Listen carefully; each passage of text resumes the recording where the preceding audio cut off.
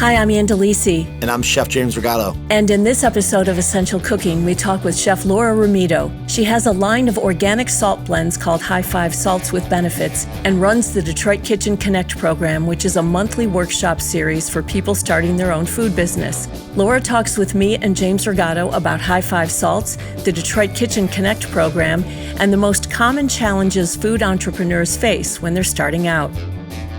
So, Laura, you and I first met when you were when High Five Salts was up and running. That's right. And it's been years now, right?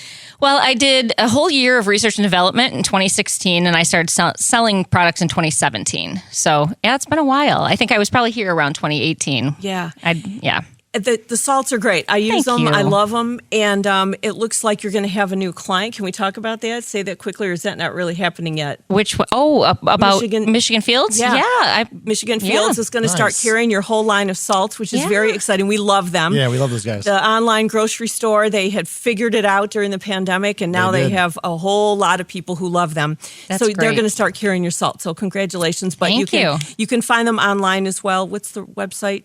It's actually foodgeekfoods.com, but you can look up High Five Salts and it'll come up.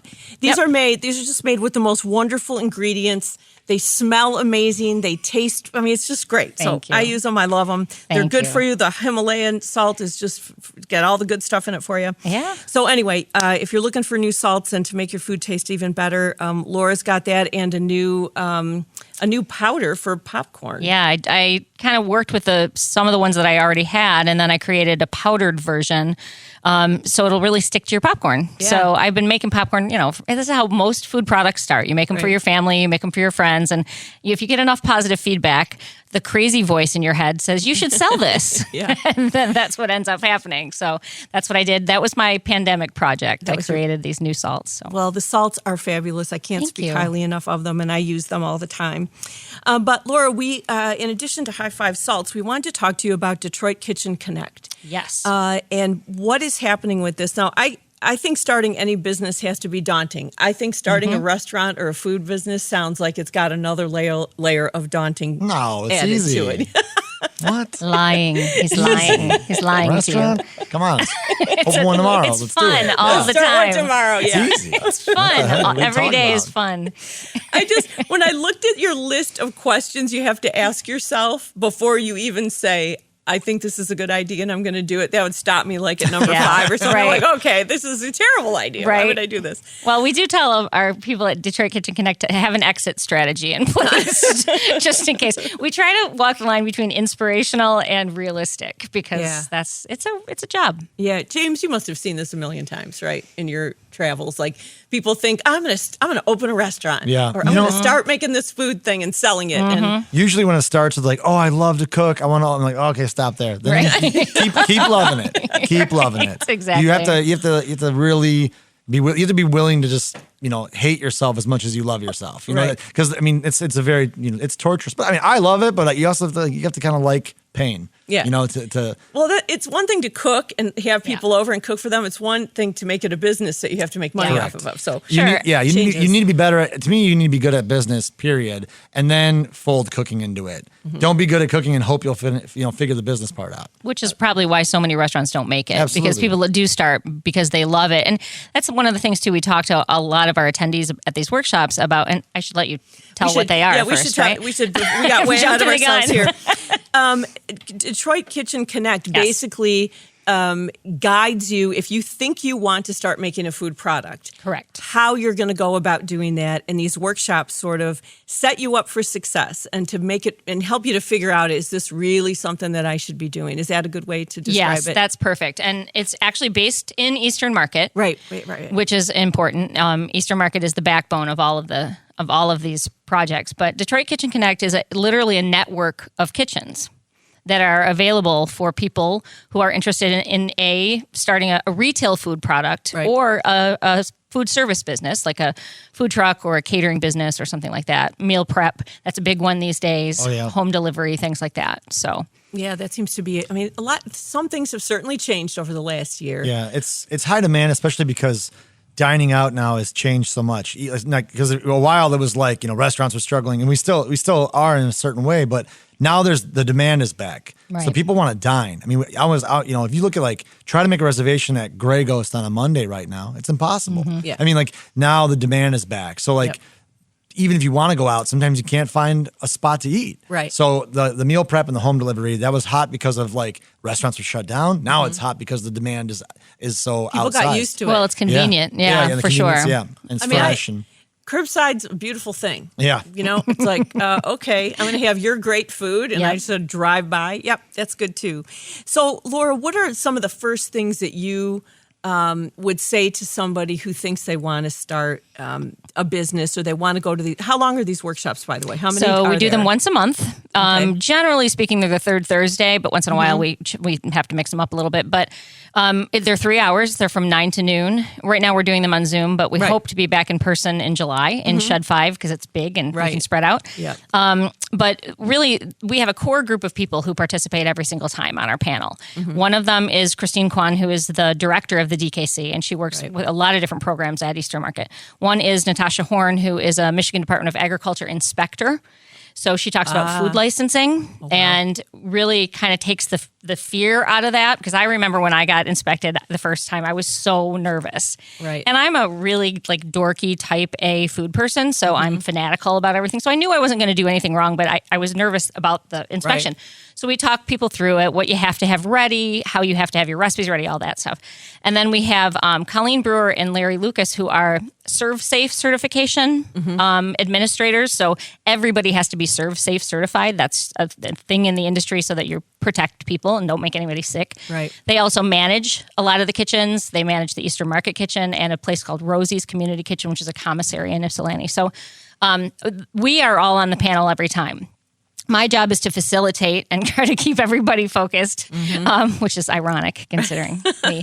But then also I talk to them about recipe development. And so I get to do the fun part. I get to talk to them about how you need to standardize your recipes. And one of the things we say to people, don't start with 15 varieties. Start with 3. And then get really good at the business thing. Like James was saying, the business part is vital. It doesn't matter if you have 15 flavors of cupcakes if you can't balance your checkbook. Yeah. So you have to think about that, and that's where we go. It's a nice interactive 3 hours.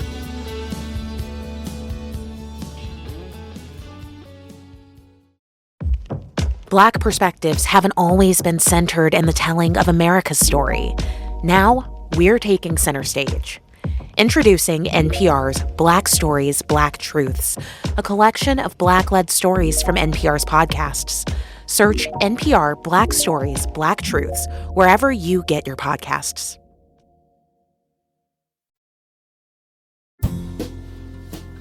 Is there a particular food item that people seem to gravitate to think they can make and turn into a business? 100%. And it Really? does, yeah. And it does go in phases. We do see trends, and we've been doing these workshops for 2.5 years now. So we see trends, but barbecue sauce, Really? anything Okay. tomato based, any kind of sauce that your grandma made it, and those are huge. And grocery stores don't want a lot more of them. So we often have to warn people how are you going to compete with national companies and make your thing affordable and make it different and stand out, on the shelf. Baked goods. Like what kinds? Cookies mostly, Yeah. family cookie recipe, that sort of thing. Pressed juice is a big deal right now. Raw juices, and that's really problematic because of the health, the safety concerns with them, and they have to be processed a certain way, and then they're not raw anymore. And so we have a lot who come and say they want to do that. Those are probably the 3 biggest ones that we see: baked goods, tomato-based sauces, salsas. Yeah. And then the juices right now are really big. Are you guys working at all with HPP? So we don't actually do any of this for the clients. Gotcha, We just tell them about it. So HPP is the high pressure packaging. That's how drought and garden Yes. fresh salsa can stay refrigerated for 40 days on the shelf. Is Yep. because it uses the pressure by water, not in contact with the food, but the packaging, and it kills all the microorganisms that would create a hostile environment for hell. It's actually a good environment for bacteria, bad environment for consuming it. So it kind of breaks down on a pathogen level. It makes it safe for For a long time. Yeah, I think it's 40 to 60 days, and in the without adding refrigerator. chemicals too. Yeah, That's it's all the natural. big key about it. Yeah. So that's Jack Aronson's company out there, and I think in Taylor. So yeah, so HPP, it's pretty cool. That was developed here? Well, I mean, it's technology that existed before, but Jack opened one. Yeah, he really helped. So they're processing a lot of the when you see the drought juices on the shelf in the grocery store, that's why you see a longer shelf life. It's because it went through HPP, high pressure packaging. So if anybody's interested in like how, why some foods are frozen, why some are fresh, it's basically pathogens, and HPP will kill them. It's pretty cool. So wow. So that's something. Yeah, people can do their own research on it. But we have it in Michigan. There's not a ton in the world. There's only a handful, I think, in the United States, and we have one. Thank you, Jack Aronson. Yeah, that's pretty cool. It's remarkable. Super. We should have Jack on the show. We should. Where is that guy? We have to get him on the show. That's pretty interesting. I had no idea. The only thing that's difficult about it is the packaging. There's very limited types of packaging that you can actually use in it. Like you can't do it with glass because the pressure of the water would explode the glass. Right. So like I'm working with a soup client right now. We're making these vegan loaded nutrient soups for people going through cancer treatment. And hopefully we'll have them in the shelf by the summer. But we want to use glass because of the the environment, right? And amber glass to be specific. And she can't use HPP because it would unless you go frozen. Right, but then there's not much frozen space in the grocery stores. So this is the other thing we talk to all our people about who come to the workshops. For a refrigerated or a frozen product is great, but then you have to think about the cost of shipping it. Yeah. It's much more expensive to ship a frozen or a refrigerated product. Totally. Grocery stores don't have room for them. So a shelf-stable product is probably easier to get on the shelf. That's one of the other people who will often be a panelist. We have Natalie Rubino come from the Woodward Corner Market. And as soon as our Rivertown market opens here in Detroit, the store director from there will come too. They are termed hyper-local stores, and I'm in 4 sections in one Meijer store because of these small Meijers that they're really looking for local products. So she comes on and she talks to everybody about what she's looking for. If you want your package on a shelf, what you have to have UPC codes. You have to. So we talk to people about their dreams and how excited they are to make these new products, and we also say, look, these are all things you have to take into consideration, and maybe you're ready for this now, and maybe you're not. Maybe you need to take a step back and think about it. Do some farmers markets for a little while. Get some good feedback from people. That's really, really important. Create a market for your product before you go into a lot of stores. Laura, do most people, after they go through this workshop, go back to the drawing board and start to rethink everything? Or are like half of these people ready to move forward? What's a percentage, would you say? That's a great question. So I just talked to Christine about it this morning. I would say probably about a quarter of the people who come to us are ready. Some of them have already started. They're just looking for a new space. Okay. So that we can help them with that as well.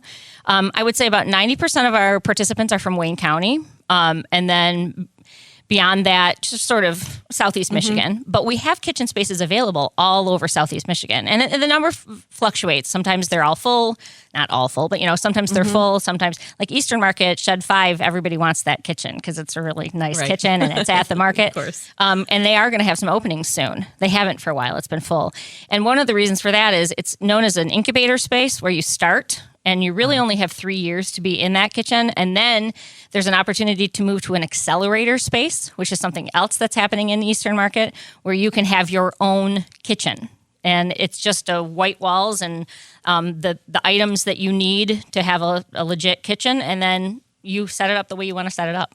Is there any kind of food product that you think there's a low supply, high demand of right now? Like if somebody's like, I'm good at a lot of things, I want to do something. What do you like? Yo, you should mess with this. I think one thing that is true now and probably will be for a while is still vegan and gluten-free products. Those, I think there's a bigger market for those, and there's just not as many of them. Yeah. So there's probably more room in that particular area. I assumed you were going to say that. I agree. Yeah. I think especially vegan, because I know gluten-free has its followers, but I think there's people that opt in, but vegans are usually pretty committed. Mm-hmm. I agree. And people, even non-vegans, can enjoy vegan food. I always say every walking soul is a vegan. Yeah. They just add meat and they cross the threshold. Right. But we all eat vegan food. I you ever like guacamole? People, you like corn on the cob? And you're like, come on. Right. If I'm forced to eat something gluten-free, I'll do it. But and I feel bad for people who have to be. Sure. They're getting better, but they're not the best products in the world. I actually have a pasta problem. I eat so much pasta, it's like unbelievable. I can watch what I eat all day long. Pasta, I can't. It's ridiculous. That's it's an addiction. Hilarious. Well, it's good. Long live gluten. I love There it. you go. James, did you ever think of initiating a food product to sell? I mean, most chefs have dabbled in thoughts about it. I mean, mustards. I mean, honestly, Charles Pasenko, who's a good friend of mine, he made the Leelanau Brewing Company mustard. I was obsessed with it. So, I mean, I've thought about it, but, I never really took it too far. I mean, I messed with some, batches of things you try out, but no, I never really wanted to get too into because it's a whole different business model. It is. It's, and that's you're talking about logistics and tasting boards and you got to get in partnerships with people who then want different sizes, vessels, shapes. It's a machine, which is fine. Distribution, all of that. It's a machine. Yeah, no, and I think that for someone like you have a really big name in this area. You could people would buy whatever you put your name on. It's for you. It's just the hassle. Is it worth it? You know? For sure. And I think to me, I really enjoy. I like what I'm doing now. I like building my team up. I like dealing with the daily changes of the food world. Yep. And I feel like packaging and I think I don't it's like not for everybody. I don't like the waste side of it too. I feel like the plastic and I'm we were composting at the restaurant. We're recycling glass of the whole shipping world. I mean, just you enter into a lot of eco and kind of environmental issues. I just the whole world's crazy right now, so I'm not trying to make mine any crazier. Yeah. Well, and here's the thing about it too. So you ask if there's one particular product or something. There's really very little new in food. Everything you're talking about mustard. How long has mustard been around, right? Hundreds of years. Thousands. Right. So it's just about taking something and reinventing it or rebranding it. And if you have a passion for that, if you enjoy doing that, that's one thing. I'll mention my soup client again. She's passionate about helping people go through cancer treatment. This is a huge project that she's working on, and it's tons of work and expense, but she's passionate about it. Yeah. And I think the bottom line, you're passionate about what you do at the restaurant.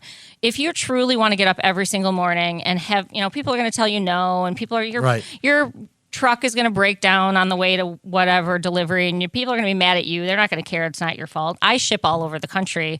If my shipping is backed up because of the UPS, USPS, people don't care. Right. They just want their product. So you just have to really love what you're doing and believe in what you're doing in any work that you do. But I think food is such a passion. It's you do it because you love it and because you want to feed people and it makes you feel good and happy. And so, I think we try to really convey this at the workshops. The fun part is creating the recipes. The fun part is sharing food with people.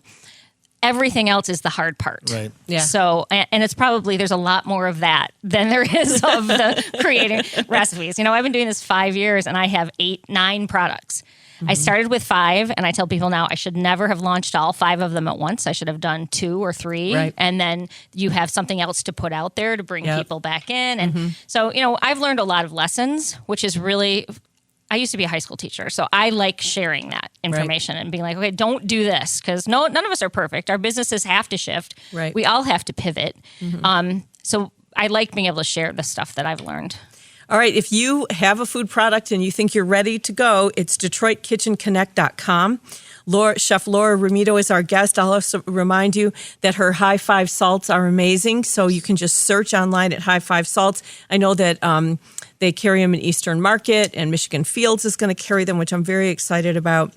But if you want to find out more, like we said, the next Zoom is going to be on... It's Tuesday, June 15th. Tuesday, June 15th. Once again, go to DetroitKitchenConnect.com or Food Geek Foods, and you'll be able to get Laura's salts. Laura, thank you so much. It was great to see you again. Thank you for having me. I'm so excited to have these people come, and they get me excited again about what I'm doing.